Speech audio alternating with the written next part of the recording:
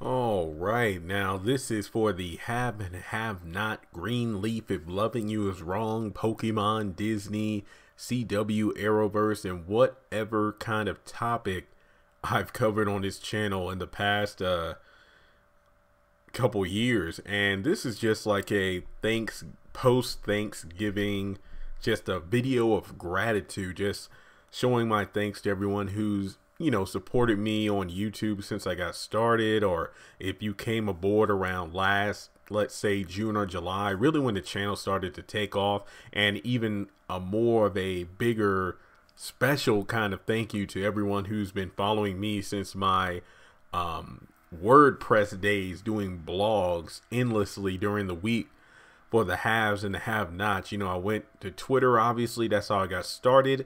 But when my tweets, when my thoughts were too much for 140 characters during the era of hashtag have and have nots instead of hashtag HAHN, Tinka Sumner with one tweet inspired me on what to do. Obviously, she didn't say start a blog, but really her tweet asking me what my thoughts were was enough to convince me, okay, Twitter is not enough. Let's do it in another way. So I went over to WordPress. Thanks to one of my college professors for making us start a blog and Twitter for her class.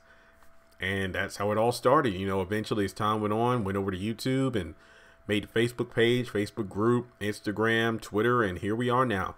But this really is a moment to just pause from doing the theory videos and whatnot and worrying about getting 100,000 subscribers, because today, well, at least at the recording of this video, the channel has just hit 55,000 subscribers, which is a great milestone to celebrate. 45,000 more to go, and then we'll hit that 100,000 mark. And if I'm not mistaken, we are very close to hitting 10 million views on this channel. 10 million views. I never could have imagined that many people would click on these videos to listen to my voice. And whether you agree with what I said, whether if you disagree, whether if you hated it, if you're a troll, if you're somebody who loves the videos I do, people who have subscribed or unsubscribed, whatever the case may be, just the fact that over 9 million people at this moment, or should I say over 9.9 million people, have come aboard for a video or two, or if they stuck around to watch every video, I never would have expected that. But really, November ends in a few days, which is crazy because that means 2018 is about to come to a close. And obviously, once we hit around New Year's or maybe early January, I'll kind of do like a reflection video talking about what this year has taught me. And yeah, again, it's been one heck of a year. Literally last October was when I decided to do YouTube full time, and to actually come this far without, any assistance in terms of an editing team or a social media team.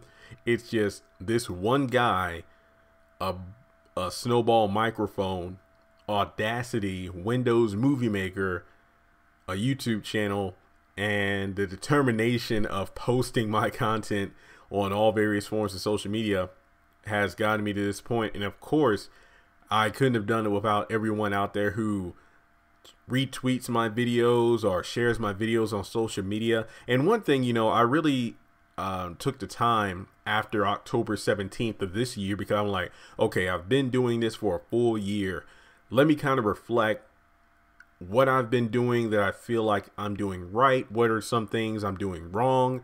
And just how much time do I spend in front of a computer? And let me just say that one thing is really just, I feel sometimes a lack of connection with people, which is ironic because I had a degree in communications and I'm an introvert by nature. But one thing is, this job is the fact that, I do it myself. I'm not in an office. That's one thing that I sort of miss about the call center aspect, was the fact that I was in an office surrounded by people. Some days it was cool, sometimes it wasn't, but at the end of the day, there are people who made the job worth going to, because we were all struggling together. But I do keep up with some of them online, but it's really a struggle to go out there and meet new people. But that's just introverts by nature but at the same time, it's like one thing I just really want to cut down on in the next year is computer time. And one step forward in that direction was up until maybe 2 weeks ago, I was a member of maybe 9 to 10 different Facebook groups. I think about 7 of them were have and have not groups. 2 of them were if loving you is wrong. And I think 2 or 3 might have been Greenleaf. I decided, you know what? Because the admins, you know, shout out to them. Obviously, I don't know them all by name because there's too many, but that was a great way to market my videos. You know, I wouldn't spam the groups, but it will be a mixture of me posting memes, of course, you know, for laughs, and every now and then sprinkle a video like, hey, I did an episode review or a trailer breakdown or a theory. But I decided, you know what, let me just stick to my own guns and just stick to my own Facebook page, my own Facebook group, and my Twitter, and just go from there. Because being a YouTuber, especially doing this yourself, you know, I'd make my content, post it online, then I'd go online and share stuff around, and sometimes that would be like an hour plus a day just sharing my content. And I was thinking that's one thing I've done in the past couple of weeks that severely, in a good way, cut down my computer time, where I'm just sitting in front of a computer clicking, you know, the day away. I mean, to be fair, I did that in the call center 40 hours a week, but really it's like, you know what, I'm the one making my own decisions now. I'm the one running this thing, so I don't need to be in front of a computer that long. Not to mention, you know, I have faith that me posting my content on my own social media, I have faith in my followers that they'll be the ones to help me out by sharing the videos in the groups, because that's another reason I ended up leaving all of those Facebook groups, because I was beginning to see other members sharing my content, and I'm like, wow, that's pretty cool. Because it's one thing for me to say that on my video, like, hey, you know, subscribe to the channel, comment your thoughts, like the video, share my content around, but to actually see people do that was just refreshing.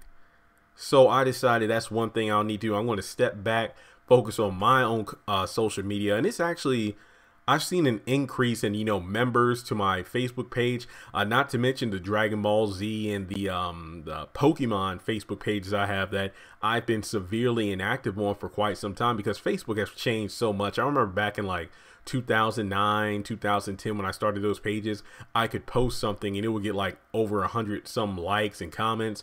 But that was before the Facebook algorithm. I think it was before the time where Facebook's like, you know, hey, you can boost your post if you pay for it.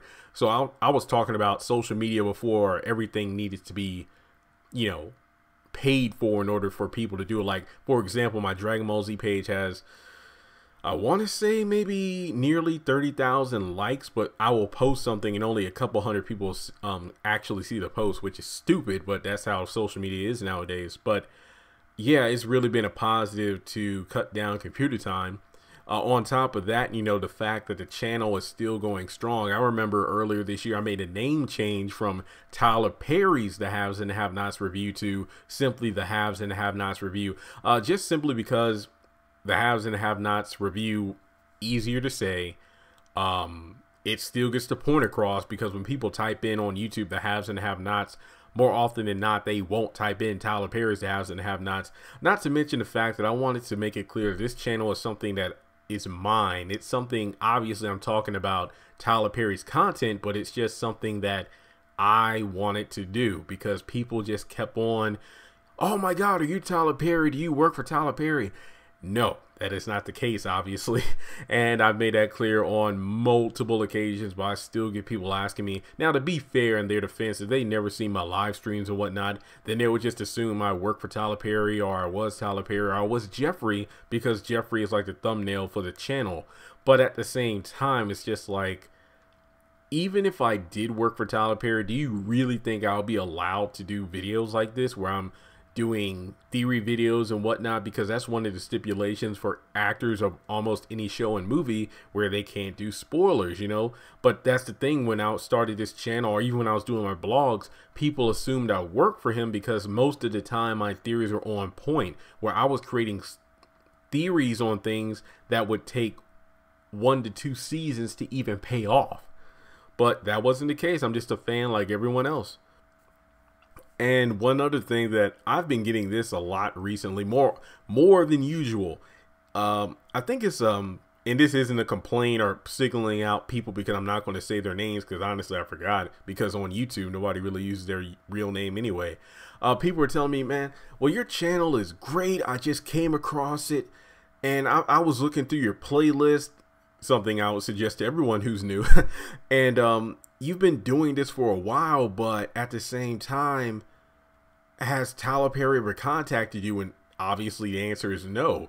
And they would ask us like, well, what's the point then? Don't get me wrong, I like your channel, but I mean, if I were you at this point, I would have quit. And to be honest, that kind of rubbed me the wrong way, because I've said this time and time again, the goal of this channel or my blog, or even when I started tweeting and whatnot, it wasn't to get Tyler Perry's attention. At first, it kind of was on Twitter, because, you know, nowadays, getting a like, a retweet, or a comment from the celebrity who you're posting about, or who you're tweeting to, or who you're commenting on their photo, that's kind of the equivalent of getting an autograph like it was 10 years ago.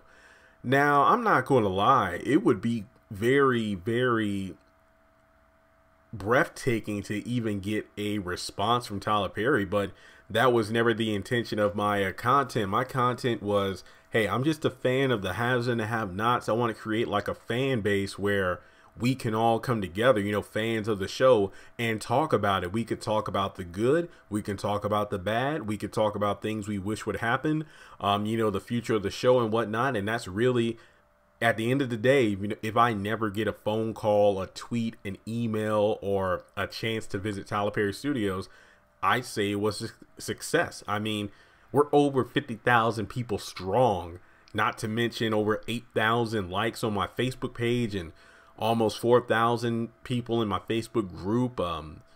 We're almost at 2,000 followers on the Instagram page, and I think of 2,000 or 3,000 on Twitter. So at the end of the day, and once again, we're about to hit 10 million views on this channel. So, and over 100,000, the last time I checked, over 160,000 on the blog. So at the end of the day, I feel like my mission was accomplished by creating a fan base of this show. And, you know, once again, I don't know when the show is ending. I don't know if it's going to continue on after Tyler Perry goes to Viacom, because, well, if he creates like a new drama series, which he will, you know, I'm just going to have to revamp the channel, and we'll just hop aboard that train and talk about that show. But at the end of the day, this channel was a success. And this isn't like a farewell video or anything. I just want to get that point across now. But I am very satisfied with what was created here. I never would have imagined when I started this YouTube channel, or when I started the blog, that a couple years down the road I'd be able to do this for a living, where I'd be able to make enough money to pay my bills and live off, you know, just talking about a series that I love to pieces. And yes, I do critique the series, but one thing between a person who creates rant videos and others who create very good content is the fact that whenever I disagree with a creative choice of the writing, or character development, or character arc of a certain, or even a recycled plot, or a plot that is unresolved, I always, to the best of my ability, give a, I guess you could say, an improvement on it. It's kind of like, hey, you know what, instead of Veronica doing this, maybe she should have done that, or, you know, something along those lines. Because one thing I always do in my episode reviews, I talk about what I liked about an episode, what I didn't like about an episode, because to be honest, I know there are successful channels out there who have 10 to 15 to 100 times more subscribers as I do, but they just purely critique stuff in a negative way, where they just talk about, hey, here's something to hate on. But to me, I really don't get enjoyment out of that. Hence why I stopped watching and even doing videos on the pains. It got to the point where not only did it feel like a chore to watch that show on Friday night or over the weekend whenever I would choose to watch it, but doing the reviews literally made me feel sick to my stomach, because it felt weird how on Tuesday and Wednesday, you know, I'd be watching the haves and the have-nots, talking about the haves and the have-nots, where even when an episode was bad, I would be able to find something good to talk about. But then when it came to watching The Pains, which was a show created by the same man who created a show I love, The Haves and the Have-Nots, here I am doing 10 to 20 plus minute rant videos about how awful the episode was. Ella going Curtis, or, you know, Nyla being indecisive and putting her children at risk, and like the first 7 minutes of the episode doing nothing and talking about the laugh track. It just felt off-putting to me to one day praise Tyler Perry for his writing on one show, and then later that same week just tear the man down because The Paynes is such a bad show. And it's just like the star student in the classroom who gets, you know, the highest grades, who just decides to slack off at the end of the year. It's kind of like, you know, okay, so is Tyler Perry just slacking off because his contract with OWN is about to end and he's getting ready to go to a new school, aka Viacom? So he's just, you know, doing the bare minimum to fulfill his contractual agreement with OWN with the Paynes. That's kind of what it felt like. And I'm like, you know what? I don't have it in me to just talk and rant about a show. So I'm just going to shelf it. I'm not going to go back to it. I'm just going to focus on the show that isn't perfect, but I still love, which is the haves and the have-nots. So that's pretty much how I felt making that transition. So even when people ask me now, did you watch The Paynes? No, I do not watch The Paynes. I do not plan on going back to watch The Paynes anymore. That's pretty much all I have to say about it. If Loving You Is Wrong, when the show does return, which I don't know when, I definitely will pump up the brakes. Well, actually, put my foot off the brake and try to do as in-depth videos on that show as I can, because, you know, the haves and the have-nots takes up enough time as it is. But if Loving You Is Wrong, I feel like I can't even say that it's highly anticipated, because yes, every day I get a bunch of messages asking me about when the show's coming back, and I don't know. But then I have just as many people saying that, you know, when the show comes back on, I'm not going to watch it. Guys, let's be honest here. You're going to watch it. You are going to watch it. But at the end of the day, I mean, I just appreciate every single one of you who come aboard this channel, who watch my content, who watch the live streams. And if I'm not mistaken, I could be wrong about this, wasn't it earlier this year when I started doing live streams? I can't remember fully, but I remember after I quit my job and did this full time, there was a long period of time where I wouldn't even show my face. But then I got comfortable enough to get in front of a camera, and hey, there we are, live stream, so you can actually see for yourself that I'm a real person who's not Tyler Perry. And I just love the haves and the have-nots. But not to go on too long, because this video isn't really scripted or anything. It's just me giving my sincere thank you to everyone who's supported me along the way, who's donated via super chat on the live streams, or as I said before, without even spending a cent, just hitting that subscribe button or telling people about the channel. That really does mean a lot. Hopefully this upcoming Tuesday, when we have the Back to the Start marathon, hopefully more people will be searching the haves and the have-nots, and the channel will pop up, even my videos. So I hope this means more subscribers. I'm really trying to hit 60,000 before we reach 2019. I know we can do it. We're less than 5,000 away. But thank you all again so much. I hope everyone had a wonderful Thanksgiving. And once Cyber Monday is over and all my online purchases have made it to the apartment, I might do like a fun little video going over what I bought during Black Friday. But again, thank you all so much. It has been a blessing to have each and every one of you, to actually be able to communicate with the cast members on a semi-regular basis. And no, I haven't met any of them in person, but it's just amazing to talk to them on a semi-regular basis. I mean, the fact that I've talked with just about everyone but Tyler Perry is like, really, Tyler? But at the same time, like I said before, if I ever talk to the guy, if I ever meet the guy, or if I ever get contacted by him, that would be amazing. But if not, this channel is still gone far and beyond where my dreams ever thought possible. So here's to another, I guess you could say, run. I don't know what to say. I mean, here's to another year, but I think I should say that during my 2018 review, if you will. But hopefully, you know, around this time next year, we're over 100,000 subscribers. The channel is at a new level, even higher than it is now. And again, just thank you all so much.